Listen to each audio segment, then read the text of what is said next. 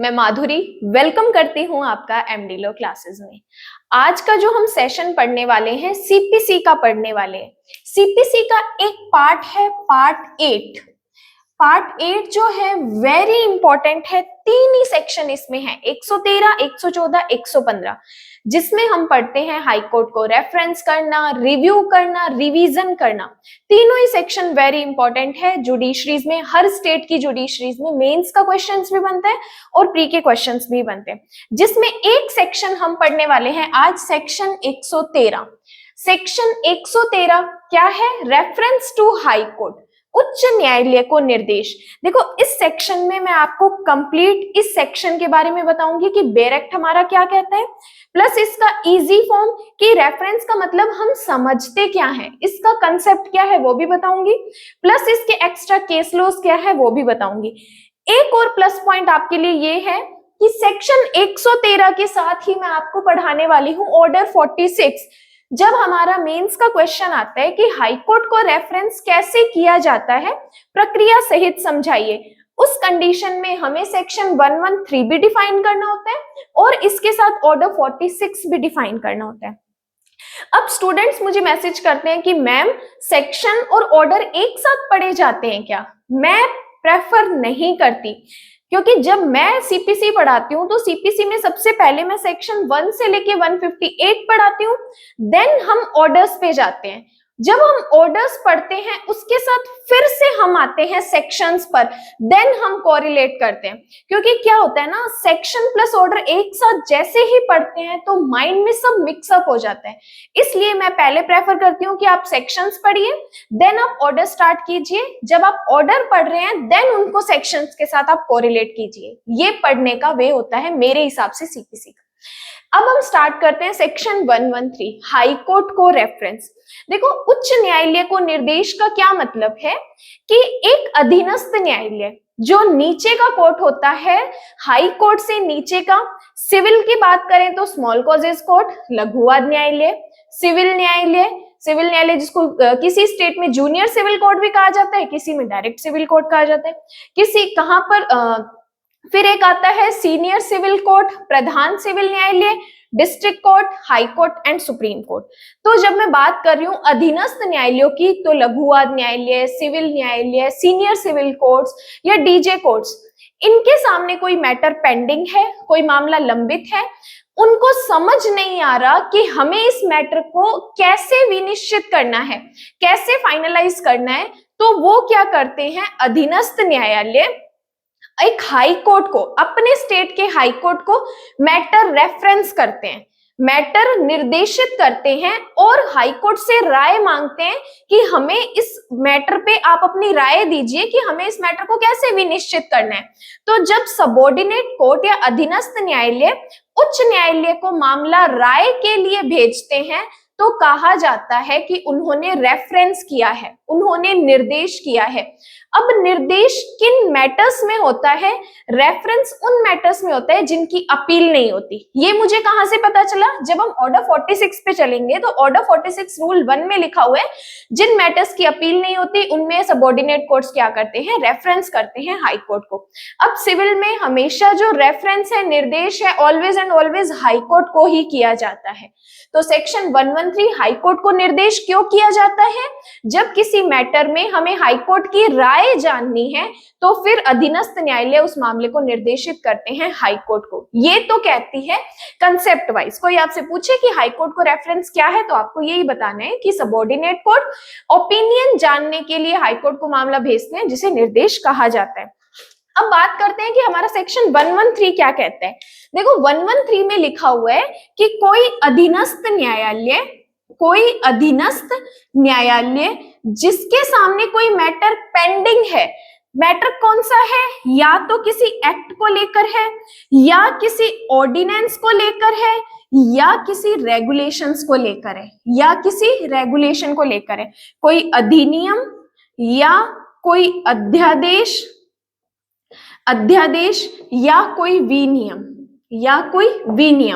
जब कोई अधीनस्थ न्यायालय जिसके समक्ष कोई मामला लंबित है, कोई अधिनियम, अध्यादेश या विनियम के बारे में जिसको उसका विनिश्चय करना है, लेकिन उसे समझ नहीं आ रहा है, वो समझ नहीं पा रहा कि मैं इसका अवधारण कैसे करूं, तो वो मामला क्या करता है, हाईकोर्ट को निर्देशित करता है। लेकिन वो मामला हाईकोर्ट को निर्देशित जब करता है ना, तब उसको लगता है कि जो मैं अब निर्णय देने वाला हूं वो या तो अप्रवर्तनीय है या तो वो अप्रवर्तनीय है, ठीक है, जिसके बारे में कोई अपील नहीं होती, जिसके बारे में कोई अपील नहीं होती, इसलिए वो मैटर सही से डिसाइड करे तो वो हाईकोर्ट से राय मांगता है। एंड दूसरी बात कि जिस मैटर के बारे में वो कंफ्यूज है अधीनस्थ न्यायालय, उसके बारे में सुप्रीम कोर्ट ने भी कोई गाइडलाइन नहीं दी, सुप्रीम कोर्ट ने भी कोई गाइडलाइन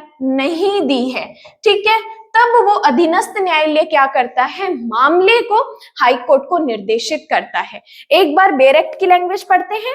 जहां कोर्ट को लगता है कि उसके समक्ष लंबित किसी अधिनियम, अध्यादेश या विनियम की विधि मान्यता के बारे में, क्या उसकी विधि मान्यता के बारे में कोई प्रश्न अंतर्वर्लित है, जिसका अवधारण मामले के विनिश्चय के लिए आवश्यक है, जिसका डिटर्मिनेशन करना बहुत जरूरी है, और उस कोर्ट को लगता है कि उच्चतम न्यायालय ने भी इसके बारे में कोई अवधारण या विनिश्चय नहीं किया है, और उस कोर्ट की राय है कि ऐसा अधिनियम, अध्यादेश या विनियम अप्रवर्तनीय है, वहां वो कोर्ट क्या करता है, ये सबऑर्डिनेट कथन तैयार करके, स्टेटमेंट्स रेडी करके, कथन तैयार करके हाईकोर्ट की राय के लिए मामला निर्देशित करता है। ये लिखा हुआ है सेक्शन 113 में। तो हमारे पास क्या क्या की पॉइंट्स आते हैं कि कोई अधीनस्थ न्यायालय जिसको किसी अधिनियम, अध्यादेश या विनियम की विधि मान्यता के बारे में कोई प्रश्न अंतर्वर्लित है, जिसके बारे में उसे लगता है कि सुप्रीम कोर्ट ने भी कोई अवधारण नहीं किया है, और जिसे लगता है कि मामले का विनिश्चय करना जरूरी है, तो वो क्या करता है, हाईकोर्ट को मामला निर्देशित करता है ओपिनियन जानने के लिए। ये है सेक्शन 113, हाईकोर्ट को रेफरेंस। अब इसके साथ जब हम ऑर्डर्स की बात करते हैं, ऑर्डर 46 की बात करते हैं, तो ऑर्डर 46 में टोटल 7 रूल्स दिए हुए हैं, टोटल 7 नियम दिए हुए हैं। सातों नियम को शॉर्ट में कैसे रिवाइज करना है वो मैं आपको बताती हूँ। सबसे पहले बात करते हैं रूल 1 की। रूल 1 में लिखा हुआ है कि जब हाईकोर्ट को मामला निर्देश किया जाता है जिनकी अपील नहीं होती, जिनकी अपील नहीं होती है, तो उस मामले में क्या करता है, अधीनस्थ न्यायालय मामला उच्च न्यायालय को निर्देशित करता है। अब जब रूल 1 में जब अधीनस्थ न्यायालय मामले का विनिश्चय करने के लिए, राय मांगने के लिए हाईकोर्ट को निर्देश करता है, तो वहां पर एक और ऑप्शन है कि जो अधीनस्थ न्यायालय है, वो अधीनस्थ न्यायालय है पक्षकारों के आवेदन पर भी, पक्षकारों के आवेदन पर भी क्या कर सकता है, मैटर हाईकोर्ट को रेफरेंस कर सकता है। तो रूल 1 में वही बात जो 113 में कही है कि अधीनस्थ न्यायालय राय प्राप्त करने के लिए हाईकोर्ट को मामला निर्देशित करता है, वह स्वविवेक से भी कर सकता है और पक्षकारों के आवेदन पर भी कर सकता है। ये कहता है हमारा रूल 1। अब बात करते हैं रूल 2 की। देखो, जब अधीनस्थ न्यायालय मामले को भेजता है हाई कोर्ट को, तो हाई कोर्ट क्या करता है, उसमें अपना विनिश्चय देता है। हाई कोर्ट उसमें अपना विनिश्चय देता है, और जब विनिश्चय देता है ना, जब हाई कोर्ट कोई डिक्री देता है, तो उसे कहा जाता है समाश्रित डिक्री, उसे कहा जाता है समाश्रित डिक्री। कि जब हाईकोर्ट उस मैटर में या तो कोई ऐसी डिक्री पास करता है या ऐसा ऑर्डर देता है, तो जब हाईकोर्ट ऐसी डिक्री देता है तो उसे बोलते हैं समाश्रित डिक्री। समाश्रित डिक्री जो शर्तों पे डिपेंड करती है, जो शर्तों के अधीन दी जाती है, उसे कहते हैं समाश्रित डिक्री। तो वो क्या करते हैं, जब रूल 2 में हाईकोर्ट को मैटर रेफरेंस किया जाता है, तब तक वो वाद रोक दिया जाता है, तब तक वो वाद रोक दिया जाता है, क्योंकि हमने राय मांगने के लिए हाईकोर्ट को मैटर भेजा है, तो उस मैटर को तब तक रोक देंगे जब तक हमें हाईकोर्ट की राय प्राप्त नहीं हो जाती। तो रूल 2 में वाद को रोक दिया जाएगा जब तक कि निर्देश किया गया है। देन रूल 3, रूल 3 कहता है कि जब आपने हाईकोर्ट को मामला निर्देशित किया है, तो जैसा हाई कोर्ट ने ऑर्डर दिया, जैसा उस प्रश्न का विनिश्चय किया, उसी के बेस पे आप मामले का निपटारा करोगे। तो रूल 3 कहता है उसी बेस पे आप मामले का निपटारा करोगे कि आपने रूल 1 में रेफरेंस किया हाई कोर्ट को, रूल 2 में डिक्री दी, तो रूल 3 में आप क्या करोगे, उसी को ध्यान में रखते हुए अपने मामले का निपटारा करोगे। किसको कह रहे हैं ये? अधीनस्थ न्यायालय को। अधीनस्थ न्यायालय क्या करेगा? मामले का निपटारा करेगा।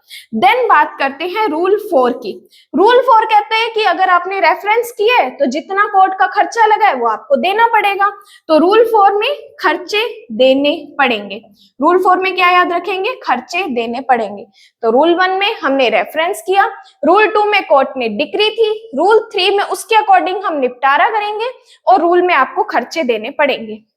देन आता है रूल 5। देखो रूल 5 इंपॉर्टेंट है। जब आप हाई कोर्ट को निर्देशित कर रहे हो कोई मामला, तो हाई कोर्ट आपको कह सकता है कि इसमें ये दिक्कत है, आप इसको अमेंड करके लेके आओ, उसमें कुछ संशोधन करके लेके आओ। तो हाई कोर्ट आपको मामला फिर से वापस दे देगा कि इनमें ये चीजें संशोधित करके आओ।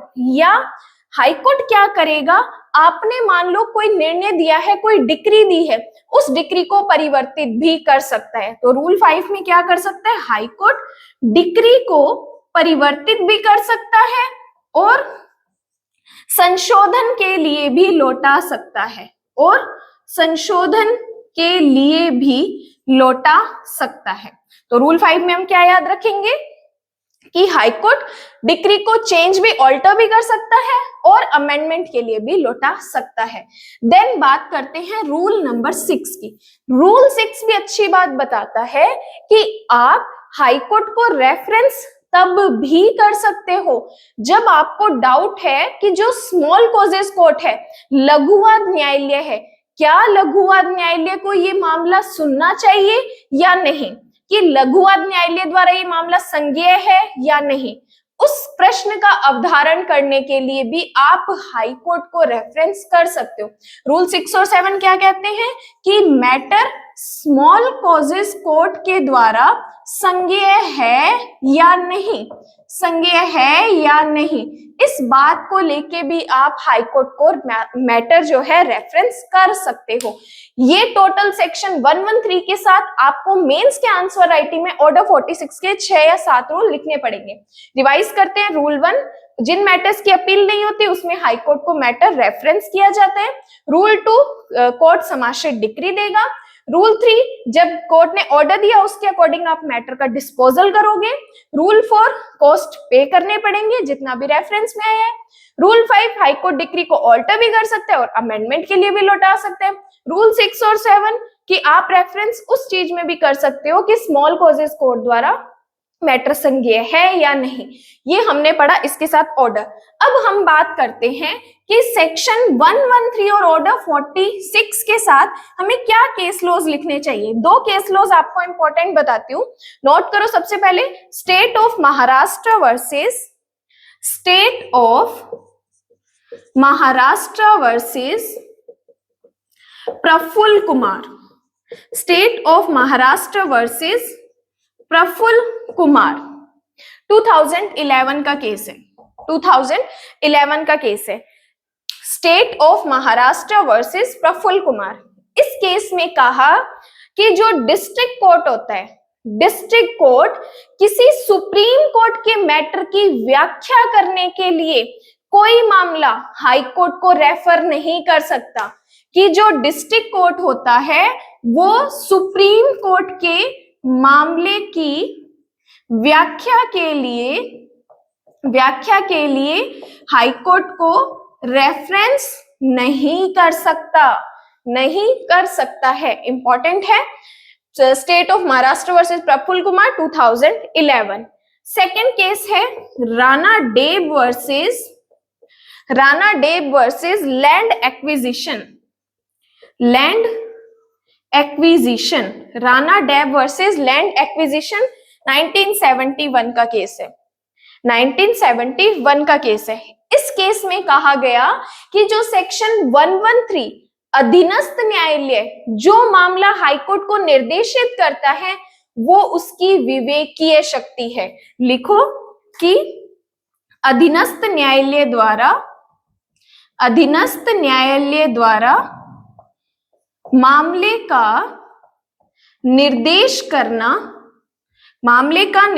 करना विवेकीय शक्ति